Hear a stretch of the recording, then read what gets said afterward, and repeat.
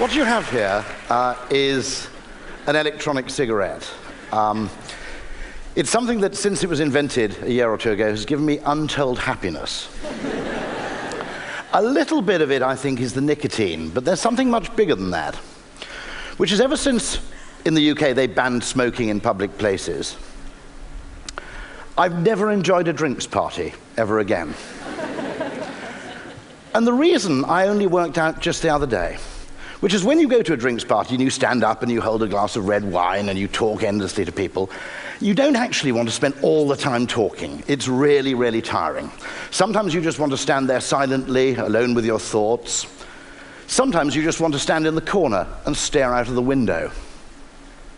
Now, the problem is, when you can't smoke, if you stand and stare out of the window on your own, you're an antisocial, friendless idiot.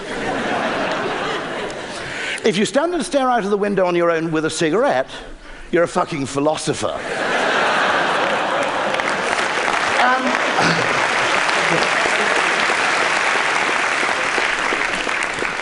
So the power of reframing things cannot be overstated. What we have is exactly the same thing, the same activity, but one of them makes you feel great, and the other one, with just a small change of posture, makes you feel terrible. And I think one of the problems with classical economics is it's absolutely preoccupied with reality. And reality isn't a particularly good guide to human happiness. Why, for example, are pensioners much happier than the young unemployed? Both of them, after all, are in exactly the same state of life. You both have too much time on your hands and not much money. But pensioners are reportedly very, very happy, whereas the unemployed are extraordinarily unhappy and depressed. The reason, I think, is that the pensioners believe they've chosen to be pensioners, whereas the young unemployed feel it's been thrust upon them. In England, the upper middle classes have actually solved this problem perfectly because they've rebranded unemployment. If you're an upper middle class English person, you call unemployment a year off. And that's because having a son who's unemployed in Manchester is really quite embarrassing. But having a son who's unemployed in Thailand is really viewed as quite an accomplishment. But actually, the power to rebrand things, to understand that actually our experiences, costs, things, don't actually much depend on what they really are, but on how we view them, I genuinely think can't be overstated. There's an experiment I think Daniel Pink refers to, where you put two dogs in a box, and the box has an electric floor. Every now and then, an electric shock is applied to the floor, which pains the dogs. The only difference is one of the dogs has a small button in its half of the box, and when it nuzzles the button, the electric shock stops. The other dog doesn't have the button. It's exposed to exactly the same level of pain as the dog in the first box, but it has no control over the circumstances. Generally, the first dog can be relatively content. The second dog lapses into complete depression. The circumstances of our lives may actually matter less to our happiness than the sense of control we feel over our lives. It's an interesting question. We asked the question, the whole debate in the Western world is about the level of taxation. But I think there's another debate to be asked, which is the level of control we have over our tax money. That what costs us £10 in one context can be a curse. What costs us £10 in a different context, we may actually welcome.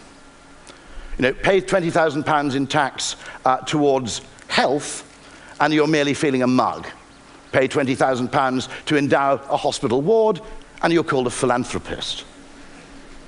I'm probably in the wrong country to talk about willingness to pay tax.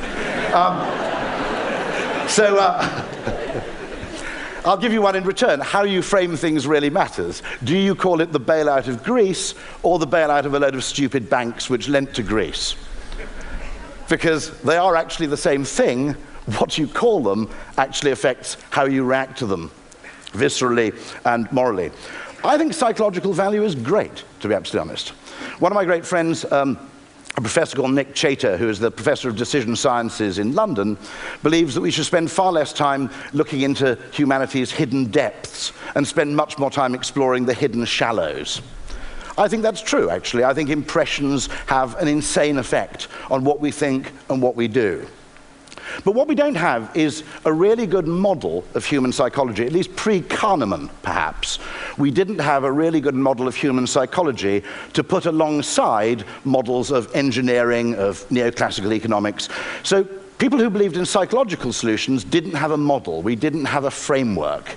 This is what Warren Buffett's business partner Charlie Munger calls a lattice work on which to hang your ideas.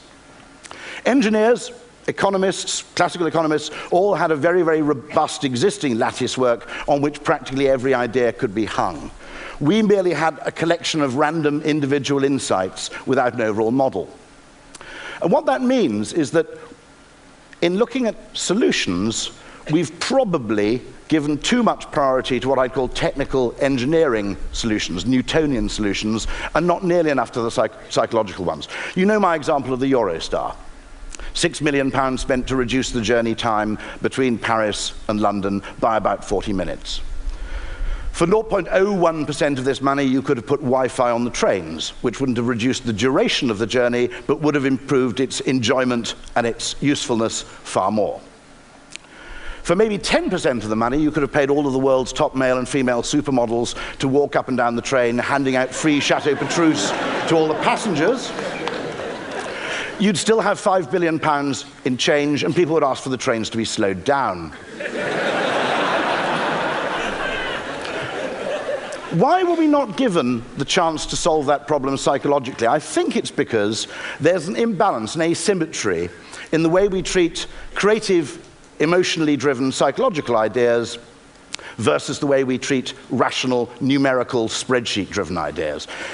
If you're a creative person, I think quite rightly, you have to share all your ideas for approval with people much more rational than you. You have to go in and you have to have a cost-benefit analysis, a feasibility study, an ROI study, and so forth. And I think that's probably right. But this does not apply the other way around. People who have an existing framework, an economic framework, an engineering framework, feel that actually logic is its own answer. What they don't say is, well, the numbers all seem to add up, but before I present this idea, I'll go and show it to some really crazy people to see if they can come up with something better. And so we artificially, I think, prioritize what I'd call mechanistic ideas over psychological ideas. An example of a great psychological idea, the single best improvement in passenger satisfaction on the London Underground per pound spent came when they didn't add any extra trains nor change the frequency of the trains. They put dot matrix display boards on the platforms. Because the nature of a wait is not just dependent on its numerical quality, its duration, but on the level of uncertainty you experience during that wait. Waiting 7 minutes for a train with a countdown clock is less frustrating and irritating than waiting 4 minutes, knuckle-biting, going, when's this train going to damn well arrive? Here's a beautiful example of a psychological solution deployed in Korea. Red traffic lights have a countdown delay. It's proven to reduce the accident rate in experiments. Why? Because road rage, impatience, and general irritation are massively reduced when you can actually see the time you have to wait. In China, not really understanding the principle behind this, they applied the same principle to green traffic lights.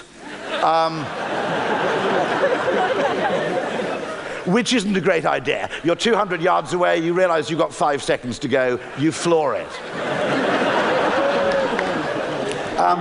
The Koreans very assiduously did test both. The accident rate goes down when you apply this to red traffic lights, it goes up when you apply it to green traffic lights. This is all I'm asking for, really, in human decision-making, is the consideration of these three things. I'm not asking for the complete primacy of one over the other. I'm merely saying that when you solve problems, you should look at all three of these equally, and you should seek as far as possible to find solutions which sit in the sweet spot in the middle. If you actually look at a great business, you'll nearly always see all of these three things coming into play.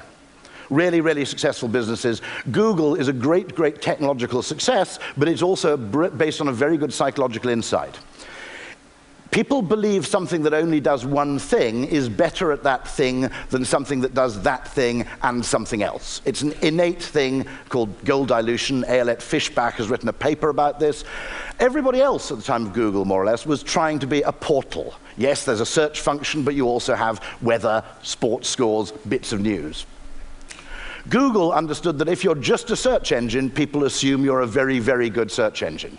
All of you know this, actually, from when you go in to buy a television.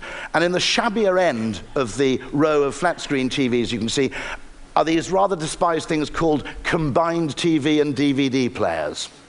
And we have no knowledge whatsoever of the quality of those things, but we look at a combined TV and DVD player and we go, ugh.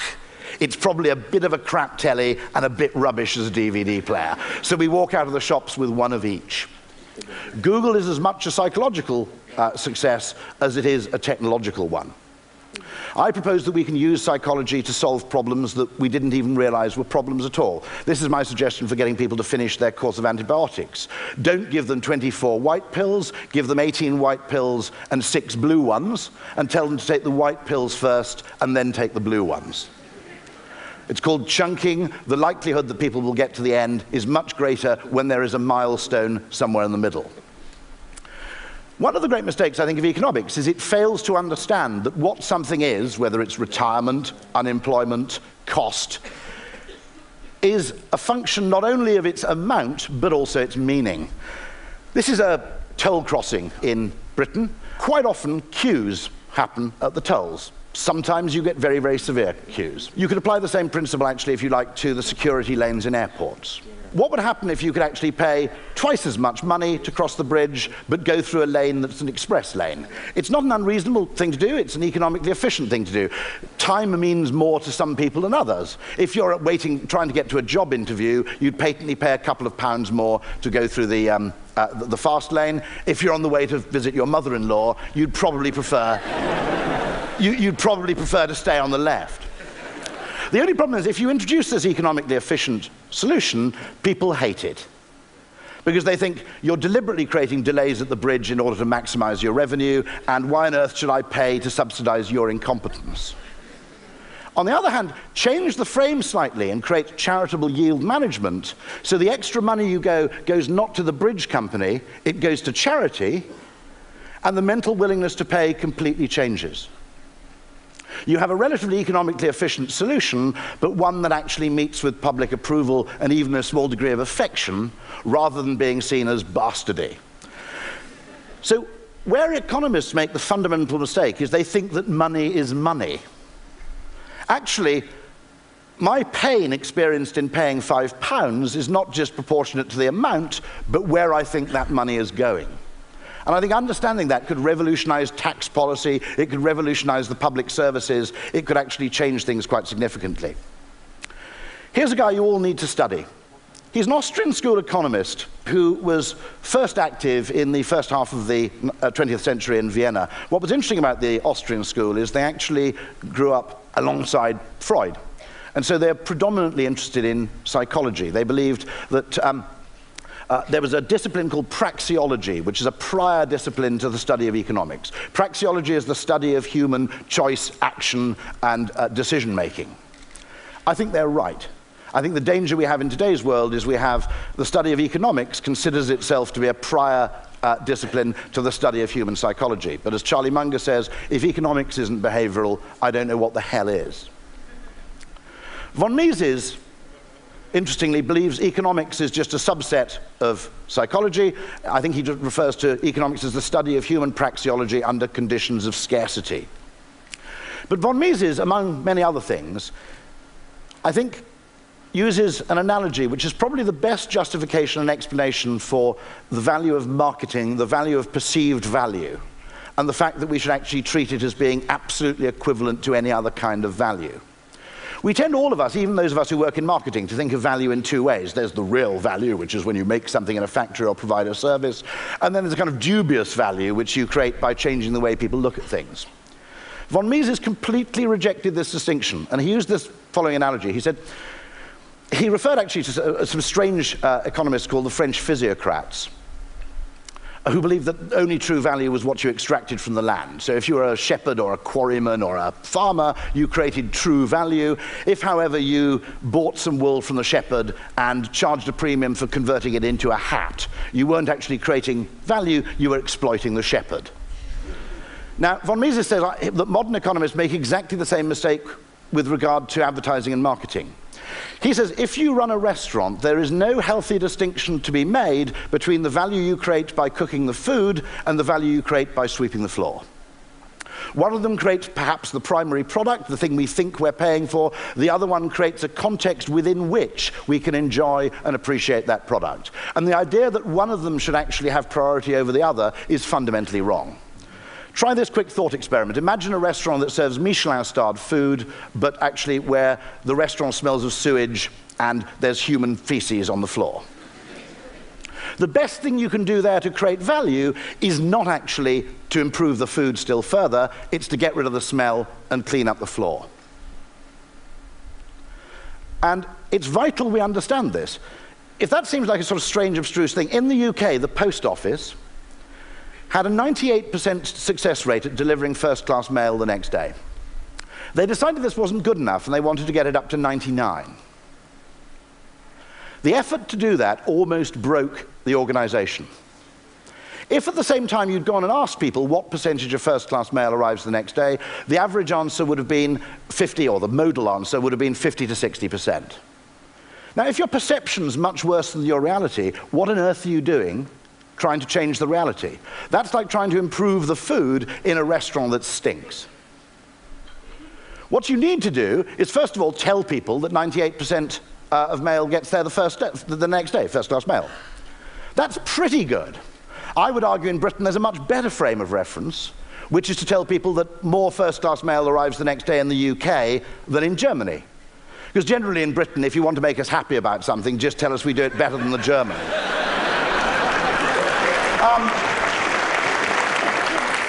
Choose your frame of reference, and the perceived value, and therefore the actual value, is completely transformed. It has to be said, actually, of the Germans, that the Germans and the French are doing a brilliant job of creating a united Europe. The only thing they didn't expect is they're uniting Europe through a shared mild hatred of the French and Germans. But I'm British, that's the way we like it.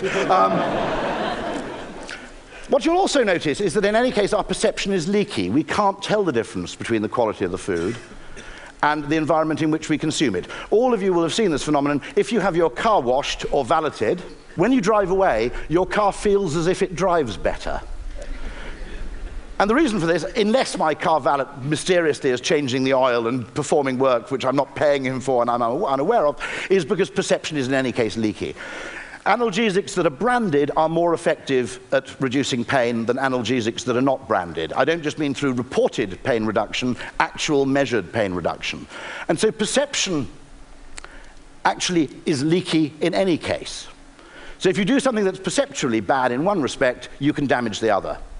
Thank you very much.